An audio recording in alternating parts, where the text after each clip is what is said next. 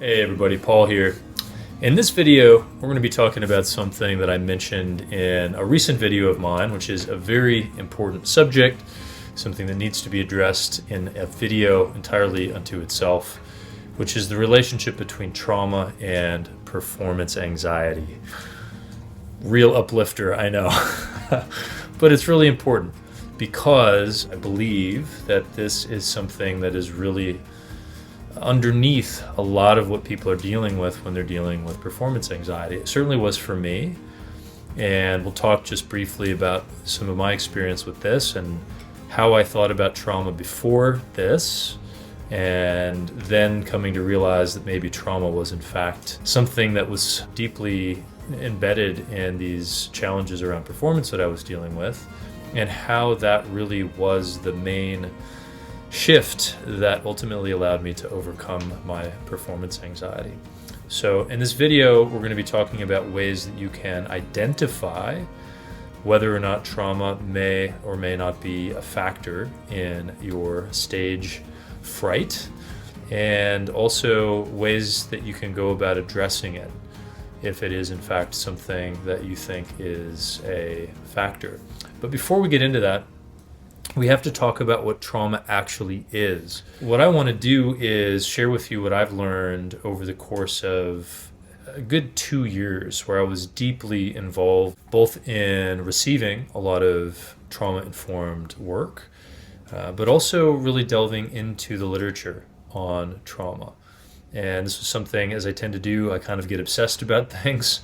And so this was one of my deep dives, over the course of these couple of years, really trying to understand what is actually going on. So I'm going to try to synthesize for you in a way that isn't overwhelming. We're not going to get into the weeds. We're not going to go into a lot of the nitty-gritty stuff on this, but I want to give you an overview of what it is we're talking about when we're talking about trauma. So there's basically two camps. We're going to boil it down and simplify things. There's one camp which is best exemplified by Alfred Adler. He was a contemporary of Freud and of Jung. He was kind of like one of the three heavy hitters of that time, although he's much less famous than the other two. And Adler was of the opinion that trauma wasn't really a thing. He was kind of the belief that trauma is a story that we tell ourselves. And if we choose to tell ourselves a story that we have this past experience that is somehow now constraining us, then we are basically creating a limiting belief for ourselves and holding ourselves back from really living into our fullest potential. It's a self-created fantasy, essentially, that is ultimately going to undermine our ability to really live into who we ultimately are, here to live into. So that's the first camp. And there are a lot of other folks who are in that camp, who speak from that position, who see things from that point of view. A lot of our culture in the entrepreneurship world, I've run into this a lot. You see it in performance psychology. You see it, I've seen it in my family. You see it in a lot of circles, where the underlying undertone is basically, everybody deals with hard things. There have been a lot of people who have dealt with hard things, and they have told themselves that I'm not going to be limited by this, and they go on to live happy, healthy, productive lives, meaningful lives. And so don't tell yourself that story, that's the basic gist. The other camp is best exemplified by Bessel van der Kolk, who is the author of the book The Body Keeps the Score. This is somebody who most people know is on the New York Times bestseller list, I think, for like 2 years straight or something like that. I think at number 1. But it's in the zeitgeist. People know about this work, and it's become very popular. And the basic gist of the Body Keeps the Score perspective is that trauma is very much a real thing. It's a neurobiological fact or a psychobiological fact, and that we need to address it. And there are lots of different approaches that we can use to address it, to make meaningful gains in actually healing these impacts that have taken place, these changes that have taken place in the brain as a result of having had these experiences. So these are basically the two ways of looking at trauma. One is that it's a story, and the other is that it is this neurobiological, psychobiological fact. So which is correct? Well, I can tell you for sure that it is a neurobiological fact. There is a real thing that is called trauma. I can tell you from my own personal experience of having come to realize that a lot of the difficulties that I was facing that were very much embodied reactions, that those were in fact trauma responses, and that over time, as they faded, as they no longer were a part of my story, that resolution was definitely a very palpable, real thing. And there is a ton of science. I mean, 25 plus years of brain science that shows beyond a shadow of a doubt that there are profound changes that take place in the brain that involve the changes in size, volumetric changes of certain areas of the brain, the prefrontal cortex, the amygdala, the hippocampus, which processes memory, and other kinds of white matter changes that take place in the brain, and functional changes that take place in imaging that measures real-time frequency domain function, like EEGs and MEGs. And so you can see that there is a lack of coherence within certain neural networks in the brain on a functional kind of in real time snapshot, and also in a spatial mapping of the brain with fMRI and with other technology that measures white matter and so forth. So these are profound changes that take place in the brain that track directly to a person's history, and that's kind of undeniable. That being said, I do think there is a lot to be said for the Adler type approach. And so what I'm going to be proposing in this video is that in fact both of these camps are true, and that it really depends on the context, the situation, and it really is not cut and dry. It's not a black and white issue, and that there are in fact benefits of both perspectives. Now, to understand this, what I want to share with you is, I think, the number one most misunderstood thing about trauma, and number two is the most important implication of this. So to set the stage for this, I want to start with an example that pretty much anybody is going to be able to have buy-in with, which is the classical PTSD war veteran stereotype, where you have somebody who experienced some kind of atrocities in a wartime situation, and then they come home, and if it's the 4th of July and there are fireworks, there is some kind of reaction that happens inside of this person, and that reactivity is debilitating and basically takes them down, and it takes a period of time for them to recover. And this is a very straightforward example that pretty much nobody has any issues with. It's very intuitive, right? Something happens to the person, and then as a result of this thing happening to the person, they develop this reactivity that then shows itself in other situations that are similar in some way to the situation that had this insult to the person's system. So the thing that gets confusing is that when we're talking about trauma in a general sense, and this is a lot of the work that Bessel van der Kolk has done, we're not talking about shock trauma per se. That can be a factor, but we're primarily talking about something that goes by a number of different names: complex trauma, relational trauma, attachment trauma. And this is where sometimes you start losing people, But I think the reason that people get lost is because they don't understand what is fundamentally at play here. So with shock trauma, like with blunt trauma, which is where the term comes from, you have some kind of an insult, something that happens to a person.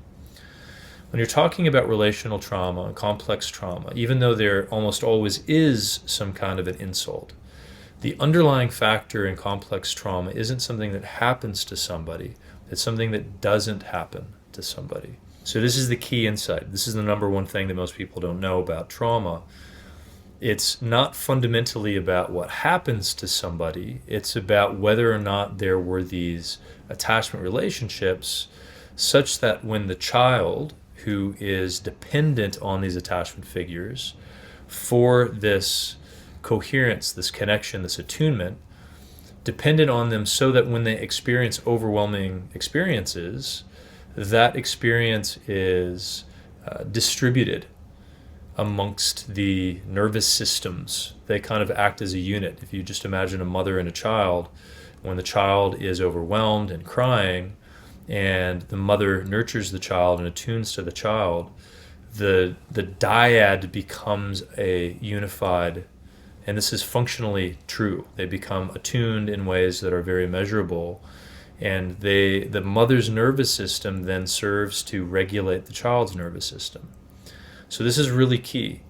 When this happens correctly, when this happens in a good enough fashion, not perfectly, but when it happens sufficiently, what you have is a child who internalizes their external resources. So the resources that when they were very young were external to them, their parents, other adults in the room, older siblings, who help them stabilize in overwhelming experiences, those external resources become internalized. And the resources that were once outside are now inside, resulting in a resilience that allows that individual to weather the storms of life's hardships much better than somebody who didn't have that.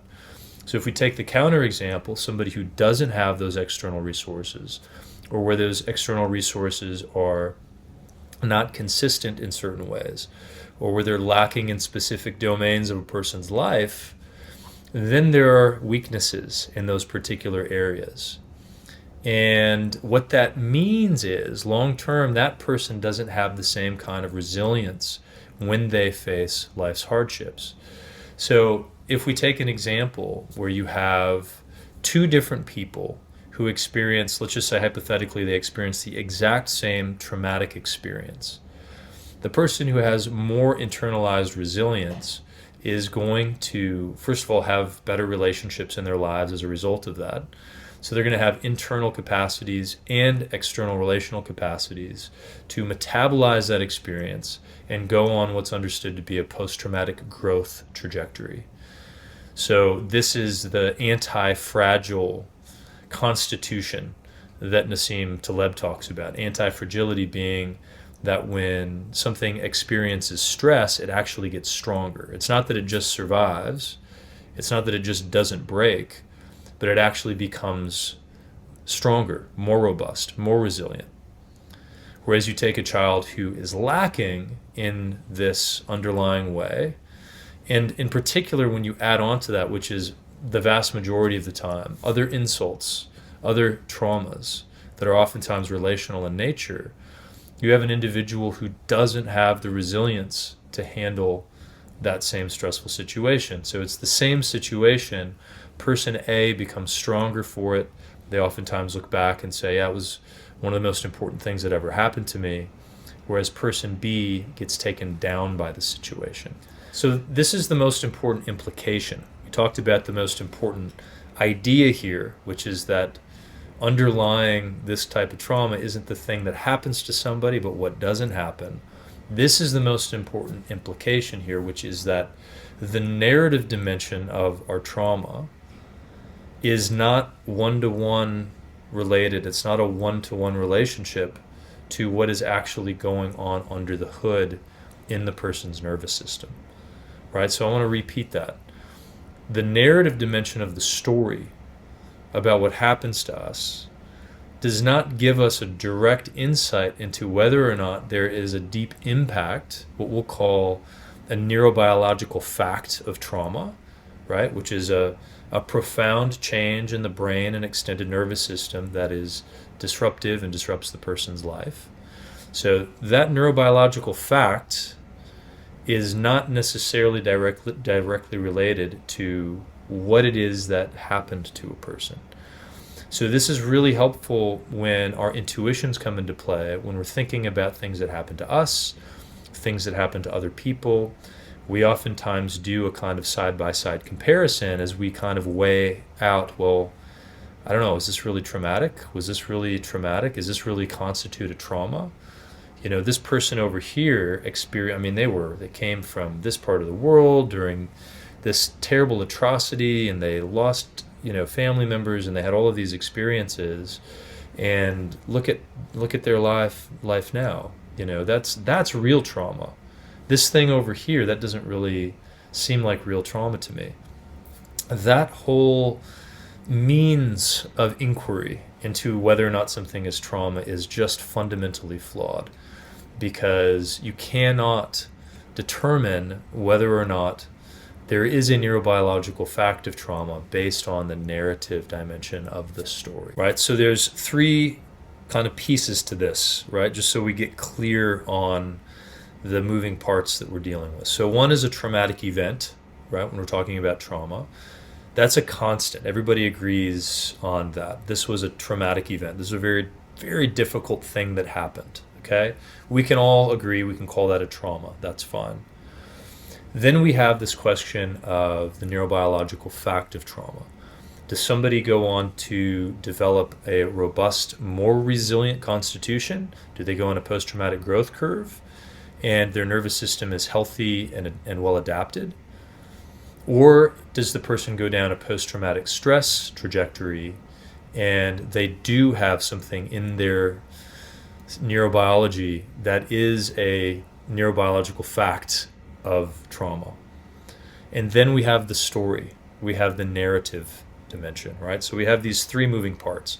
And we're going to set aside the traumatic event kind of definition or component of this. That's a constant all along the way. So we have these two elements, neurobiological fact or not, and the story that we have, that I have experienced trauma, I have not experienced trauma. And from these we can create a Venn diagram. So you have basically four groups of people. And the two groups that we're least concerned with are the people who they don't have a story that they have trauma, and they don't have neurobiological trauma in their system. So we can just set that group aside. And then there's the group of people who do have a neurobiological fact of trauma in their system, and they have a story that is consistent with that. We can set those people aside for now. So the two groups remaining are the people who have some imprinting in their neurobiology that is a neurobiological fact, and they have a story that they don't have trauma. This was me until I was 39 years old.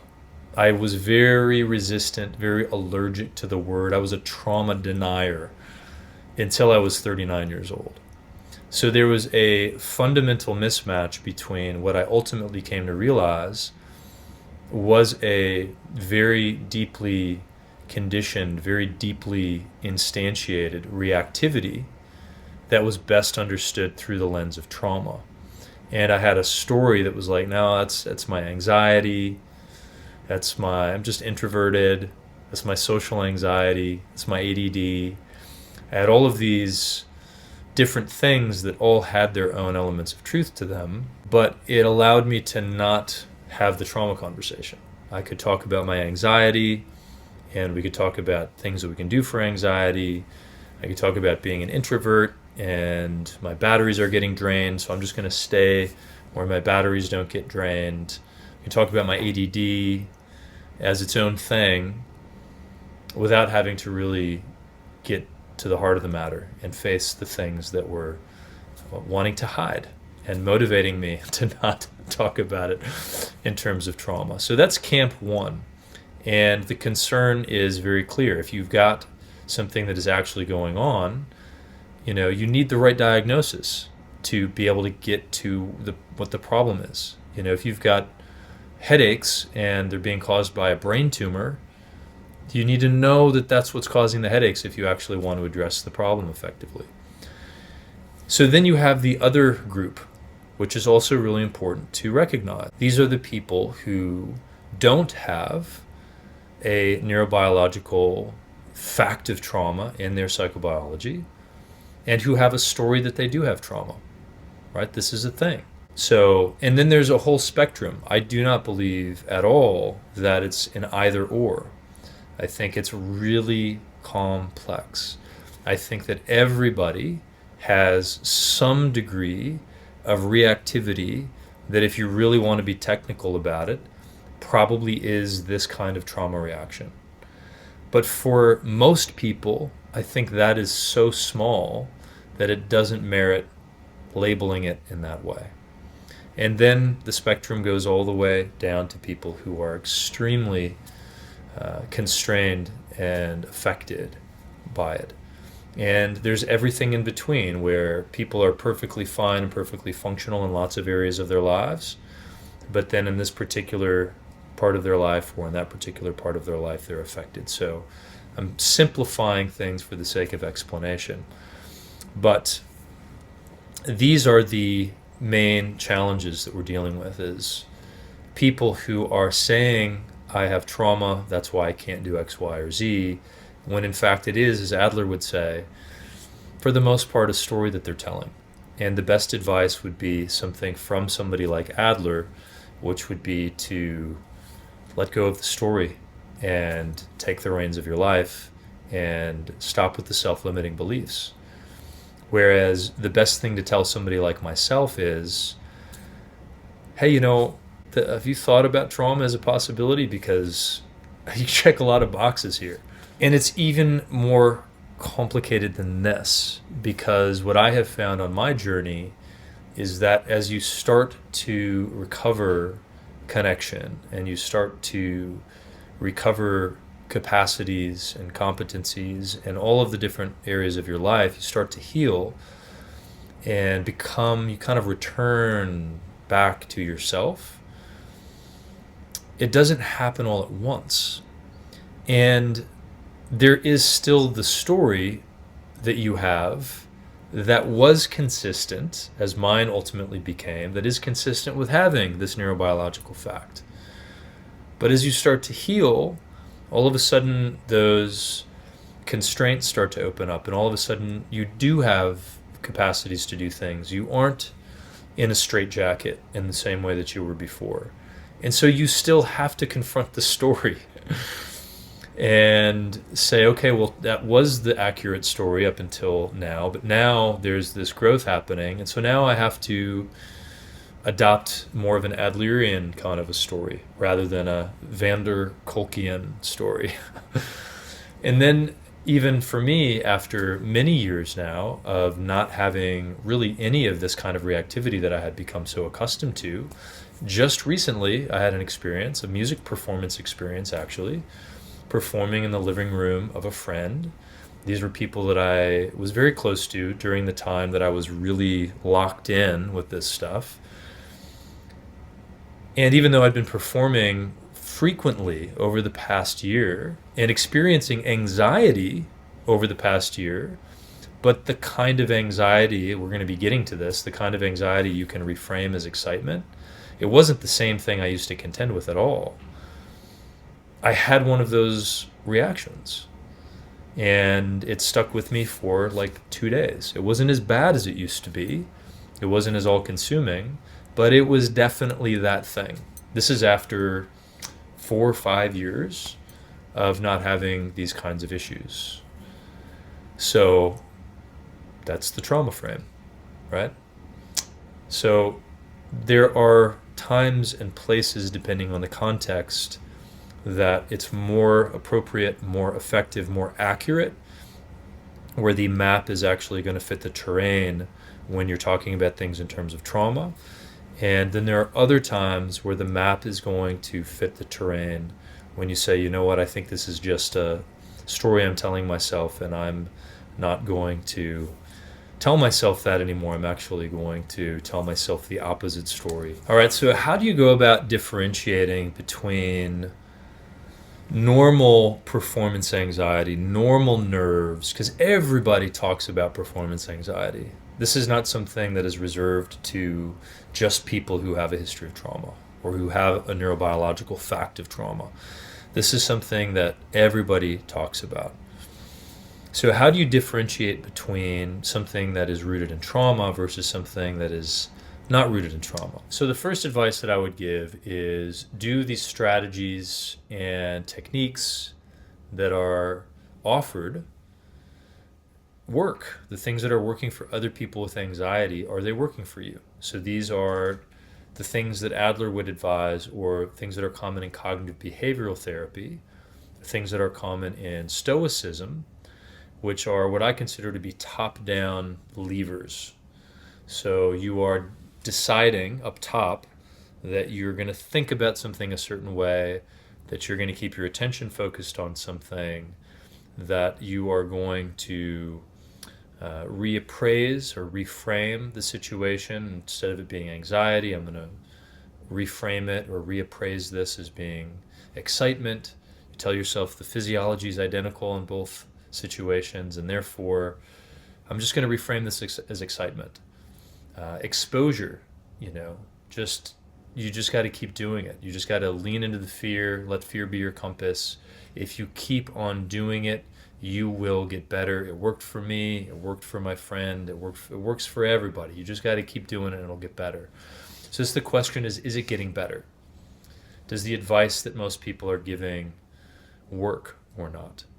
And if it doesn't work, then you might want to consider the possibility that trauma might be at play. So the second thing to look at is the quality and the intensity of the experience that you have when you're about to perform or when you are performing. And, ask yourself, does this feel anything at all like excitement? Is there anything about this experience that is actually uplifting to me right now? Is there something that can be in some way experienced as excitement? Because I can tell you for sure, for me, when I was taken down by this, there was absolutely nothing about the experience that was even remotely similar to an experience of excitement. And then the intensity, this is something that also can be a point of confusion, because usually this stuff there's a lot of tension deep down around this. And so what is really at its core a kind of terror, it doesn't really feel like terror either, because it's so kind of locked down way deep down inside. And so the murmurs that you feel on the surface are, the best word that you can use to describe it is anxiety. So you use that word and then you start talking to other people, and everybody thinks they're talking about the same thing when they're actually not talking about the same thing. So the intensity is also difficult to really get a handle on, because we only know our own experience. It's not like we've lived in somebody else's body for a period of time and we have a side by side.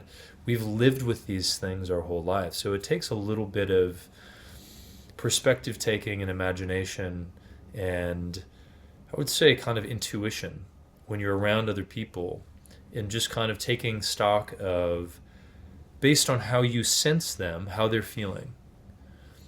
And then asking yourself if your own internal composure is kind of like that, or if it's kind of like, somebody else who is more terrified of a situation. And then the last thing to consider is whether or not you have a history of trauma, and whether or not you have identified with the word trauma. If you just take stock of your own childhood experience in particular, does it line up with anything that I described when I was talking about the relational trauma, the complex trauma thing. Do you have traumatic events that have occurred in your early life? And if so, recognize that it really doesn't matter what your story is about it. If there is this neurobiological fact, it's either there or it isn't. And it doesn't really care whether or not you think your life story is sufficient to result in trauma. It's either something that's there or it's something that isn't. If you have all of these three, where you've tried a lot of things and it hasn't really helped, and your experience is not really something you can reframe very easily as excitement, feels like there's something fundamentally different going on, and you have a family history, then I think there's a good chance that there's something there that would be worth exploring. So finally, what do we do about it if we think that there is in fact trauma going on and these other approaches aren't effective at dealing with it? Then what do we do? Well, in my opinion, really the only thing that you can do is go in and get some help.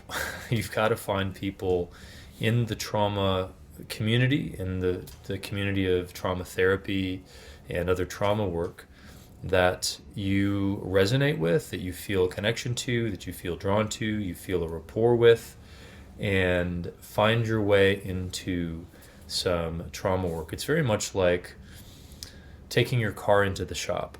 You know, for many people who are, let's say, learning how to drive, and you're learning how to drive a stick shift, and all of the advice out there is around, you know, how to work the clutch, how to get from third gear into fourth gear, how do you get on stage, how do you practice for a performance, how do you deal with the nerves. All of these things are about how do you get it into gear so that you can get up on stage and do the thing that you want to do.